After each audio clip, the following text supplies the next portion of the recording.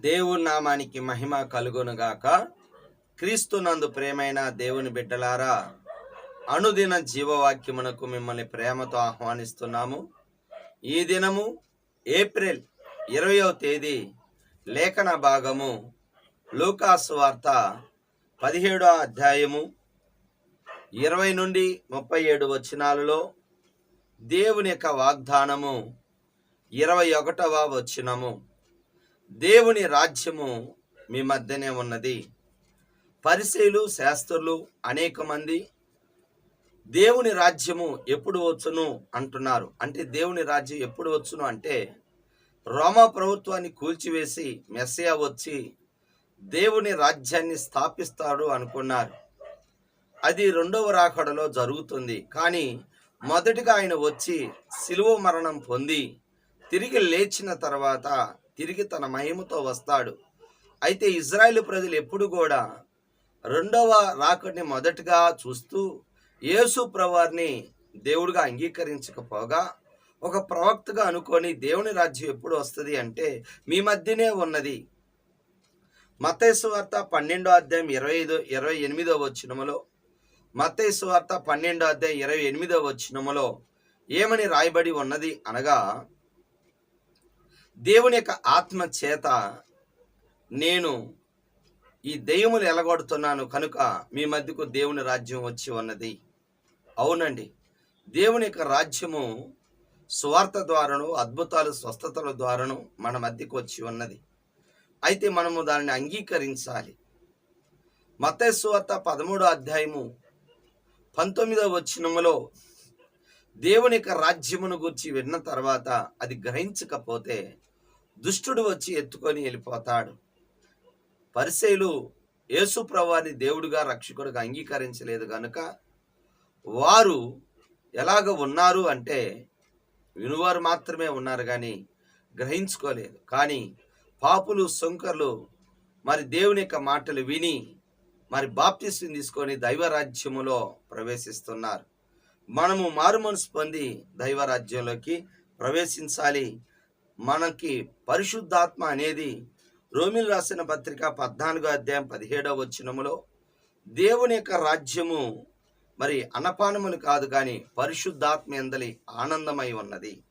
అలాగనే కొరింథీయులకు రాసిన మొదటి పత్రిక 4వ అధ్యాయం 20వ వచనములో దేవుని రాజ్యము మాటలతో కాదు కానీ దేవుని శక్తితో అయి ఉన్నది. అవును, ఇద్దరు ముగ్గురు కూడి ఉన్న చోట పరిశుద్ధాత్మ దేవుడు ఉంటాడు.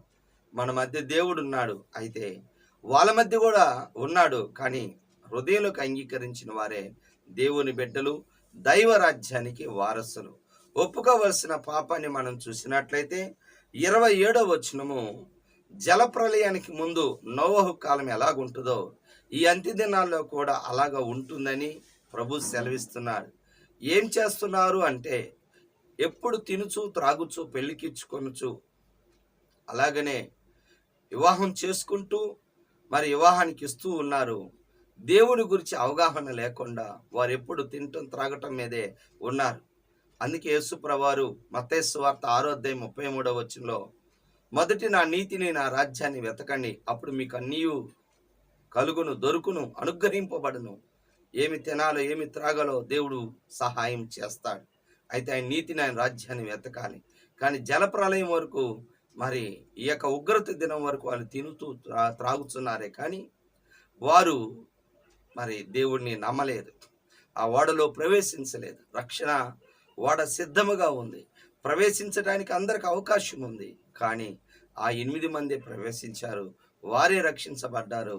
మిగతా వారందరూ జలప్రలయంలో నశించిపోయారు. జలప్రలయంలో జల సమాధి అయిపోయారు, శవాలైపోయారు. జాగ్రత్త, దేవుని యొక్క రక్షణ సిద్ధముగా ఉన్నది. అందులో ప్రవేశించు. ఇదిగో ఇప్పుడే మిక్కిలి అనుకూల సమయము.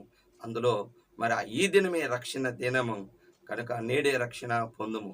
చివరిగా ఆజ్ఞ, లోతు భార్యను జ్ఞాపకం చేసుకోండి. యేసు ప్రభువారు సిలువను, ఆయన శరీరాన్ని రక్తాన్ని తిని త్రాగమని జ్ఞాపకం చేసుకోమన్నట్టుగా ఇదిగో లోతు భార్యను కూడా జ్ఞాపకం చేసుకోండి. ఎందుకు అనగా మరి లోతు నీతిమంతుడు, సొదొమ గొమొర్రాలో ఎవరు నీతిమంతులు లేరు. కనీసం పట్టుమని 10 మంది కూడా నీతిమంతులు లేరు.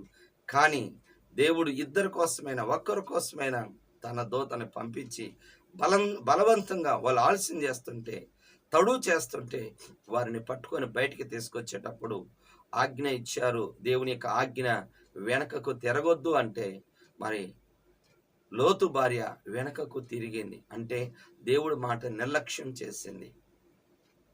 తన శరీరము పట్టుకొని బయటికి తీసుకురాగలిగారు, కానీ తన హృదయము, తన మనసు సొదొమ మీద ఉన్నది కనుకనే ఆమె ఉప్పు స్తంభమై నేటికి సజీవంగా ఒక సాక్షిగా, మరి ఈ విధంగా వెనకకు తిరిగిన వారికి దైవ రాజ్యం లేదని లూకా సువార్త 9:62లో నాగడి మీద చేయబెట్టి మరి వెనుక తట్టు తిరుగువాడు నా రాజ్యమునకు పాత్రుడు కాడు. యోహాను సువార్త 6:66 యేసు ప్రభుతో ఉన్న చాలా మంది శిష్యులు సిలువ మరణం గురించి చెప్పినప్పుడు అనేక మంది వెనుకకు తీశారండి. వెనుకకు తీశారు. గుర్తుపెట్టుకోండి, అలా వెనుకకు తిరగకూడదు. వెనక తిరిగి మరి వెన్నడును మరి రాలేకపోయారు, ప్రవేశించలేకపోయారు. కానీ దేవుడి రాజ్యం ఎవరికయ్యా అంటే, మత్తయి సువార్త 7:21 ప్రకారం ప్రభువా ప్రభు అని పిలిచేవాడు కాదు, కానీ ప్రభు చిత్తం చేయవాడే పరలోక రాజ్యంలో ప్రవేశిస్తాడని వాక్యం సెలవిస్తుంది. కనుక ఆయన చిత్తం మనం నిరంతరము చేయుదుము గాక. ఆమేన్. కళ్ళు మూసుకొని ప్రార్థన చేసుకుందాం. ప్రేమ కలిగిన తండ్రి యేసయ్యా, నీ కొందనాలు. ఈ దినం నీ కృపలో, నీ దయలో నాయన మీరు మా మధ్యకు వచ్చి ఉన్నారు. వాక్యము ద్వారా, గుర్తుల ద్వారా, అద్భుతాల ద్వారా, స్వస్థతల ద్వారా మా మధ్యకు వచ్చి ఉన్నాము నాయన. మేము ఒప్పుకొని గ్రహించుకునే వాళ్ళముగా దయచేయండి. నోహులాగా నాయన దినాల్లో ఉన్న ప్రజలు అయ్యా తినుచు త్రాగుతూ అయ్యా జల ప్రళయంలో నశించిపోయారు. కానీ మేము మాత్రం మీ చిత్తం చేస్తూ అయ్యా వెనుక తట్టు తిరక్క ముందుకే కొనసాగే వాళ్ళముగా దయచేయమని అయ్యా వింటున్న బిడ్డల్ని దీవించండి. ఈ అనుదిన జీవ కార్యక్రమంలో అయ్యా వింటున్న ప్రతి బిడ్డని రక్షించి మారు మనసు దయచేయమని, మహిమ ఘనత ప్రభావాలు నువ్వే తెచ్చుకోమని యేసు నామంలో ప్రార్థిస్తున్నాను తండ్రి. ఆమేన్. హల్లెలూయా. తండ్రి యొక్క ప్రేమ, కుమారుని యొక్క కృప, పరిశుద్ధాత్మ దీవెన సదాకాలం నీకు తోడై ఉండును గాక. ఆమేన్. ప్రభు నామములో మీ అందరికీ